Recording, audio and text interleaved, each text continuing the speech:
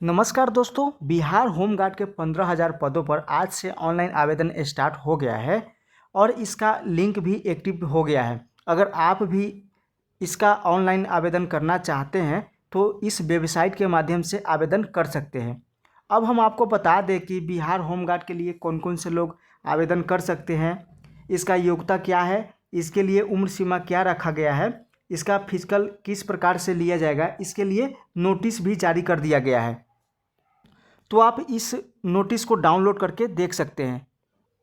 तो नोटिस को डाउनलोड कहाँ से करना है, इसके लिए आपको ऑफिशियल वेबसाइट www.onlinebhg.bihar.gov.in जैसे ही टाइप करके सर्च कर लेना है। सर्च करने के बाद आपके सामने इस तरह से पेज खुल कर आ जाएगा। अब यहाँ पर हमको नीचे की तरफ स्क्रॉल करना है। यहाँ पर एक ऑप्शंस आपको देखने को मिल रहा होगा, यहाँ पर डाउनलोड एडवर्टाइजमेंट।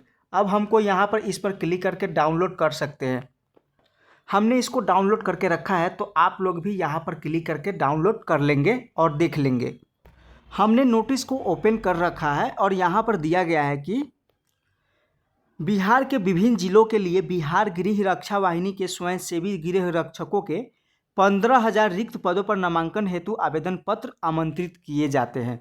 उसके बाद यहाँ पर दिया गया है जिलावार एवं आरक्षण कोटिवार विज्ञापित रिक्त पदों की संख्या निम्नवत है। जैसे कि यहाँ पर सभी जिलों का नाम दिया गया है, जिस भी जिले में यहाँ पर भर्ती लिया जाना है और भर्ती निकाली गई है, यहाँ पर सभी जिलों का नाम दिया गया है।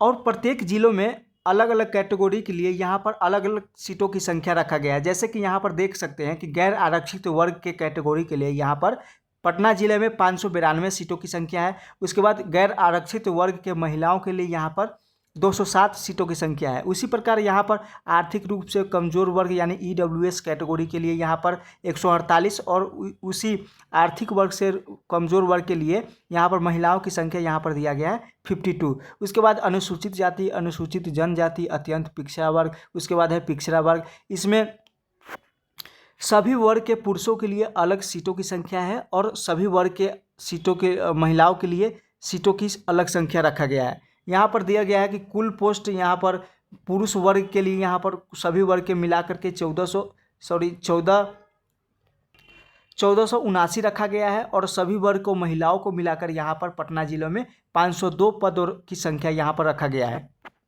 तो इस प्रकार आप अपने ज़िले में यहाँ पर चेक कर लेंगे कि आप किस कैटेगरी से आते हैं और आपके ज़िले में आपके कैटेगरी के सीटों की संख्या यहाँ पर कितना रखा गया है। इस प्रकार से आप चेकआउट कर लेंगे। यहाँ पर जिस भी कैटेगरी के लिए और सभी जिलों के लिए जिस भी जिले के लिए यहाँ पर बहाली निकाला गया है, पूरा लिस्ट इसमें दिया गया है कि किस जिले में कितना पदों की संख्या है और किस कैटेगरी के लिए कितना बहाली करना है, इसमें सब दिया गया है। उसके बाद यहाँ पर दिया गया है कि नोट अरवल जिला एवं पुलिस जिला नवगछिया तथा बगहा में रिक्ति शून्य है, यानी नवगछिया उसके बाद अरवल तथा बगहा में बिहार होमगार्ड के पदों पर बहाली नहीं किया जाना है, यानी यहाँ पर जो सीट की संख्या है शून्य है। उसके बाद यहाँ पर दिया गया है कि गृह रक्षकों के स्वच्छ नामांकन जिला स्तरीय मेधा सूची के अनुसार जिलावार किया जाएगा तथा बिहार आरक्षण नीति के तहत अनुसूचित जाति, अनुसूचित जनजाति, पिछड़ा वर्ग एवं अत्यंत पिछड़ा वर्ग, पिछड़े वर्ग की महिला, आर्थिक रूप से कमजोर वर्ग, महिला के प्रतिनिधि हेतु सामान्य प्रशासन विभाग बिहार पटना द्वारा समय समय पर निर्गत परिपत्र में विज्ञापन की तिथि तक निहित प्रावधान लागू होंगे। यानी यहाँ पर दिया गया है कि जिस भी जिले के लिए यहाँ पर बहाली किया जाना है, यहाँ पर सभी जिलों का अलग अलग मेधा सूची का निर्धारण होगा। यानी आप सीतामढ़ी जिले से आते हैं, शिवहर जिले से आते हैं, मुजफ्फरपुर से आते हैं, तो यहाँ पर आपके अपने ज़िले में ही मेधा सूची तैयार किया जाएगा और यहाँ पर सभी जिले के लिए अलग अलग मेधा सूची तैयार किया जाएगा। उसके बाद यहाँ पर दिया गया है स्वच्छ नामांकन हेतु अर्हताएं, यानी अभ्यर्थी बिहार के अस्थायी निवासी होंगे, यानी बिहार के अभ्यर्थी को ही इसमें आवेदन करना है। बिहार के अलावा किसी और को यहाँ पर मौका नहीं दिया गया है। अगर आप बिहार के अलावा किसी दूसरे राज्य से हैं तो आप इस फॉर्म को आवेदन नहीं कर सकते हैं। इसमें सिर्फ बिहार के अभ्यर्थी ही आवेदन कर सकते हैं। उसके बाद यहाँ पर उम्र की बात कर ले तो यहाँ पर 1/1/2025 तक सभी वर्ग के पुरुष, महिला एवं थर्ड जेंडर अभ्यर्थियों के लिए न्यूनतम उम्र जो है 19 वर्ष होना चाहिए और अधिकतम उम्र 40 वर्ष होना चाहिए। उसके बाद शैक्षणिक योग्यता यहाँ पर दिया गया है कि 1/1/2025 तक अभ्यर्थी को उच्च माध्यमिक, इंटरमीडिएट, इंटर अथवा राज्य सरकार द्वारा मान्यता प्राप्त समकक्ष परीक्षा उत्तीर्ण होना चाहिए। यानी इसका जो न्यूनतम योग्यता रखा गया है इंटरमीडिएट रखा गया है। अगर आप भी इंटर पास है तो आप इस फॉर्म को आवेदन कर सकते हैं। उसके बाद यहाँ पर शारीरिक योग्यता दिया गया है कि अभ्यर्थी को शारीरिक रूप से कठिन मैदानी कार्य के लिए सक्षम होना चाहिए। आपको बता दें कि इसमें कोई एग्ज़ाम रिटेन एग्ज़ाम के तौर पर नहीं लिया जाएगा। इसका जो मेधा सूची का निर्धारण होगा ये फिजिकल के आधार पर ही इसका मेधा सूची तैयार किया जाएगा। तो आपको यहाँ पर फिजिकल में अच्छे मार्क्स लाना पड़ेगा, तभी आपका यहाँ पर मेधा सूची में नाम आएगा। उसके बाद यहाँ पर शारीरिक मापदंड के बारे में दिया गया है कि सभी वर्ग के पुरुष अभ्यर्थी के लिए, जैसे कि यहाँ पर पूर्णिया एवं कोसी प्रमंडल के जिलों को छोड़ करके न्यूनतम जो ऊंचाई है 5 फीट 4 इंच यानी 162.5 सेंटीमीटर होनी चाहिए।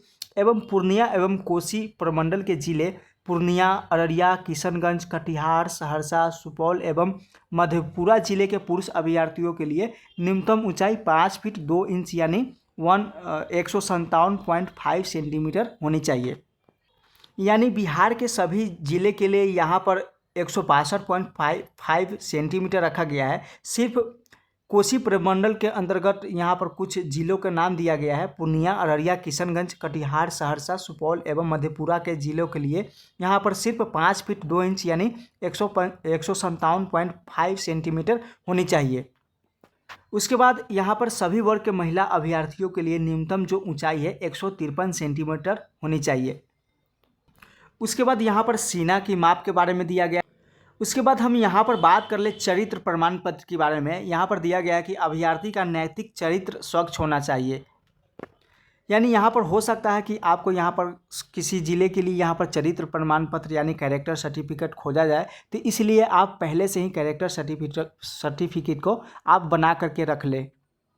उसके बाद यहाँ पर दिया गया है, अगर मान लीजिए कि आपका सिलेक्शन बिहार होमगार्ड के लिए यहाँ पर हो गया है, तो यहाँ पर एक शर्त रखा गया है कि गृह रक्षकों के स्वच्छ नामांकन इस शर्त के साथ किया जाएगा कि अभ्यर्थी कम से कम 3 वर्ष की सेवा गृह रक्षा वाहिनी बिहार को देने पर सहमत होंगे। यानी अगर आपका इसमें सिलेक्शन हो जाता है तो आपको कम से कम इसमें आपको सेवा 3 वर्षों के लिए देना पड़ेगा।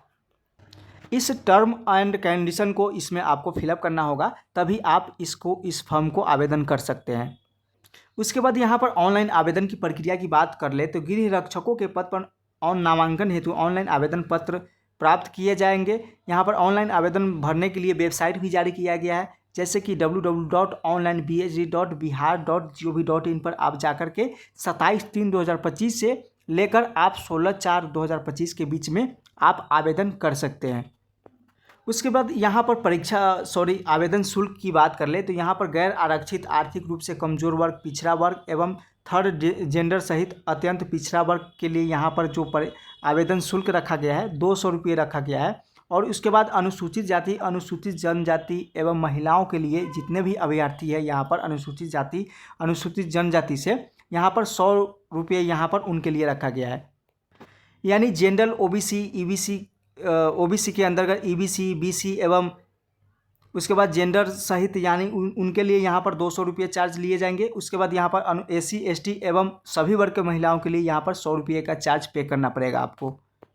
उसके बाद यहाँ पर दिया गया है कि नामांकन की प्रक्रिया, अभ्यर्थी जिस जिले के अस्थायी निवासी है एकमात्र उसी जिला के लिए आवेदन भर सकते हैं। यानी आप जिस भी जिला के अंतर्गत आते हैं और आपके ज़िला में भर्ती आई हुई है तो आपको उसी ज़िले में ही आपको आवेदन करना है। अगर आप चाहते हैं कि हम इस ज़िले में भी आवेदन कर दें और दूसरे किसी और ज़िले में भी आवेदन कर दें तो इस स्थिति में आपका आवेदन को रद्द कर दिया जाएगा। आप सिर्फ अपने ज़िले के अंदर ही आप आवेदन कर सकते हैं। उसके बाद अभ्यर्थियों को यहाँ पर ऑनलाइन आवेदन करते समय किस किस डॉक्यूमेंट को यहाँ पर लिया जाएगा, तो आवेदक के पास यहाँ पर अस्थायी निवास प्रमाण पत्र होना चाहिए। उसके बाद जन्म तिथि से संबंधित मैट्रिक या समकक्ष का प्रमाण पत्र होना चाहिए। उसके बाद इंटरमीडिएट अथवा समकक्ष परीक्षा में उत्तीर्ण प्रमाण पत्र होना चाहिए। उसके बाद इंटरमीडिएट अथवा समकक्ष परीक्षा अंक प्रमाण पत्र होना चाहिए। अगर आप आरक्षण कैटेगरी से आते हैं तो आरक्षण का दावा करने के लिए आपको जाति प्रमाण पत्र एवं आर्थिक रूप से कमजोर वर्ग यानी ईडब्ल्यूएस कैटेगरी से आप आते हैं तो आपके पास EWS सर्टिफिकेट होना चाहिए और इसके साथ आप संलग्न करके आवेदन करना पड़ेगा।